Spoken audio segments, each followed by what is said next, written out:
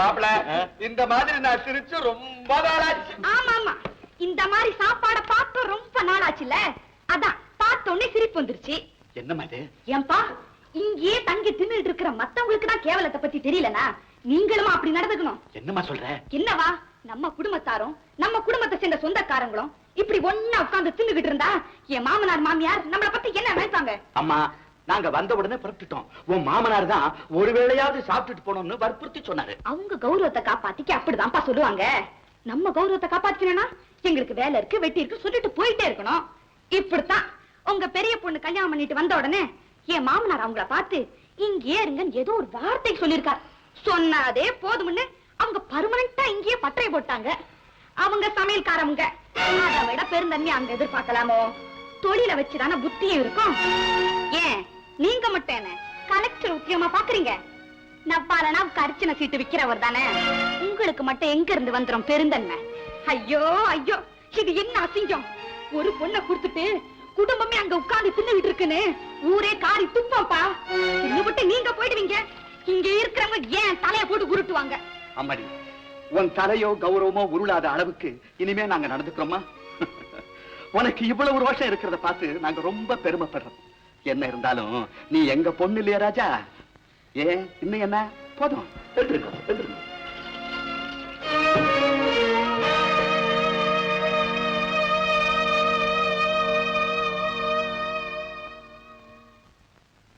பணக்கார வீட்டு மருமகளே, அப்பாவை பார்த்து என்ன சொன்ன? நவ்வாலடாவுக்கு அர்ச்சனை சீட்டு விக்கிறவரன்னா?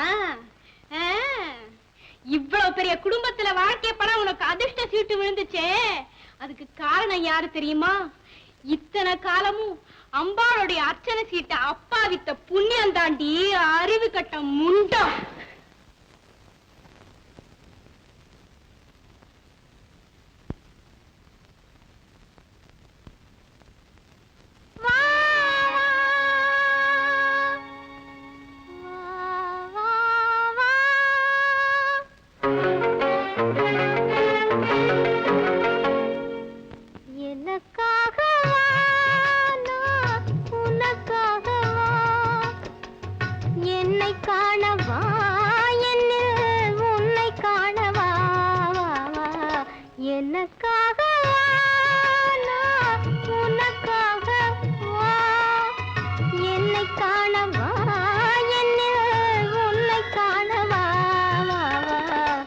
எனக்காகவா நான் உனக்காகவா, என்னை காணவா என்னில் உன்னை காணவா, எனக்காகவா நான் உனக்காகவா.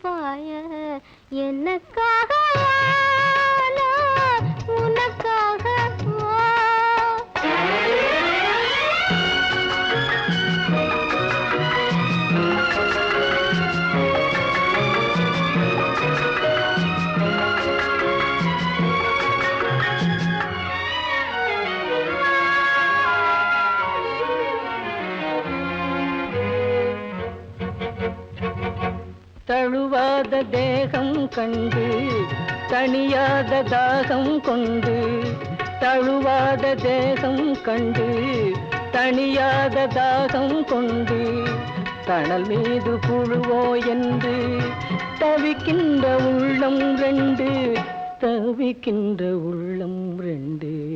எனக்காகவா நான் உனக்காகவா.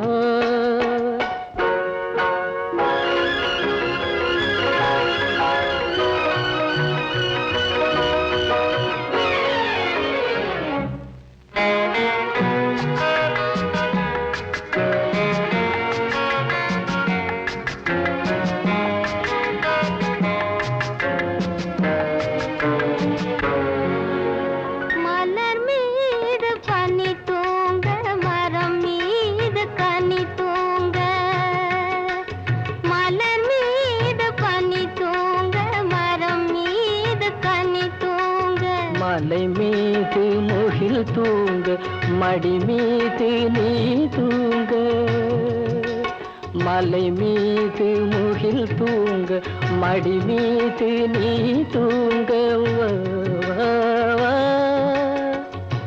நீராட நதியா எல்லை, நிழல் தேட இடமா இல்லை, பசியார உணவா இல்லை, பகிர்ந்துண்ண துணையா இல்லை. எனக்காக வா, நான் உனக்காக வா. என்னை காணவா, என்னில் உன்னை காணவா. எனக்காக வா, நான் உனக்காக வா.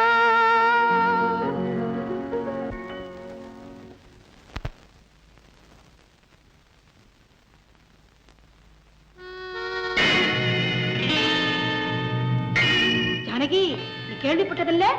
கோடி ஒரு வெள்ளைக்கு, குமரி ஒரு பிள்ளைக்கு, ரெண்டுக்கும் அவ்வளவு தாண்டி மவுசு. ஜாக்கிரதை.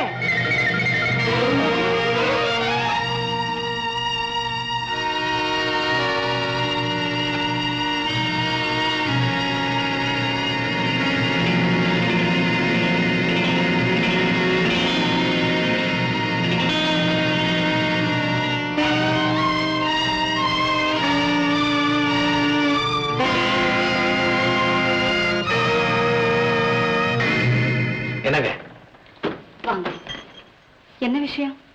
அது அது ஒரு முக்கியமான விஷயம். இந்த சூழ்நிலையில நான் அதை உங்ககிட்ட தான் கேட்க முடியும். அப்படியா? என்னது?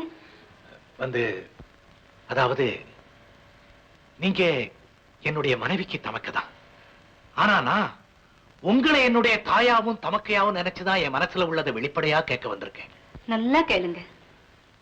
நான் உங்க தங்கைக்கு தாலி கட்டின நாள்ல இருந்து இன்னைக்கு வரைக்கும் அவளுக்கு புருஷனா நடந்துக்க எப்படியோ முயற்சி பண்றேன். ஆனா அவ ஒரு நாளாவது எனக்கு மனைவியா நடந்துக்க மாட்டேங்கிறா. நான் சொல்றது உங்களுக்கு புரிஞ்சிருக்கும்னு நினைக்கிறேன். புரியுது, சொல்லுங்க. பொறுத்து பார்த்து எவ்வளவு நாளைக்கு தான் இப்படி அப்படின்னு ஒரே குழப்பமாயி அவ உணர்ச்சியில ஏதாவது கோளாறு இருக்குமோன்னு சந்தேகப்பட்டு ஒரு சின்ன டெஸ்ட் வச்சேன். அதுல இருந்து என்ன தெரிய வந்ததுன்னா அவ மரக்கட்டை இல்ல, அவளுக்கு எல்லா விதமான உணர்ச்சிகளும் இருக்குன்னு தெரிஞ்சது. அதுக்கப்புறமும் அவ என்கிட்ட நடந்துக்கிறத பார்த்தா யாராவது லேடி டாக்டர் கிட்ட அழைச்சுக்கிட்டு போய் அவ உடம்புல ஏதாவது கோளாறு இருக்குமோன்னு. எந்த விதமான கோளாறும் கிடையாது. அவளை எந்த டாக்டர் கிட்டயும் அழைச்சிக்கிட்டு போக வேண்டாம். எப்படி நீங்க அவ்வளவு தீர்மானமா? என்னங்க, நான் அவளுக்கு அக்கா இல்லையா? சித்தாட கட்ட தெரியாத பருவத்தில இருந்து பாவாடை புடவை வரைக்கும் நான் அவளுக்கு கட்டி விட்டவளாச்சே. எனக்கு தெரியாதா? அப்படி ஒண்ணும் இல்லைங்க. நீங்க இத பத்தி என்கிட்ட முன்னாலேயே சொல்லியிருந்தீங்கன்னா நான் அவகிட்ட பேசி சரி பண்ணிருப்பேனே. அப்படிங்க இந்த மாதிரி விஷயத்த அவ்வளவு சீக்கிரம் உங்ககிட்ட எல்லாம் நான் சரியா போயிடுன்னு தான் இவ்வளவு நாளா. இனிமே சரியா போயிடுங்க. சரி, நீங்க சொன்னா சார் தான் உங்ககிட்ட சொல்லிட்டேன். பாத்துங்க.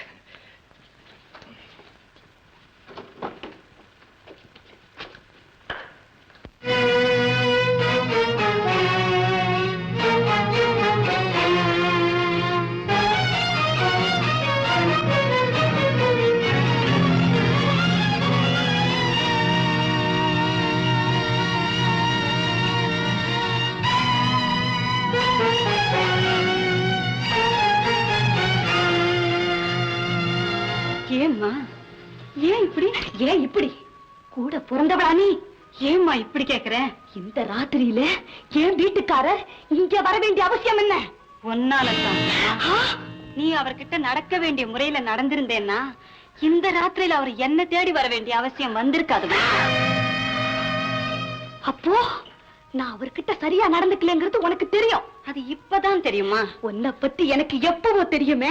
என்ன தெரியும்? கோடீஸ்வரம் வீட்டு பிள்ளை கையில போட்டுக்கிறது தானே அவ்வளவு அவசரமா போய் அவங்க வீட்டு சமையல்காரனை கல்யாணம் பண்ணிட்டு வந்து என்னடி பத்தப்புற? உன் வயிற்றுல வளர்ற பிள்ளைக்கு தகப்ப யாருன்னு எனக்கு தெரியும். ஜானகி, ஜானகி, ஜானகி, ஜானகி.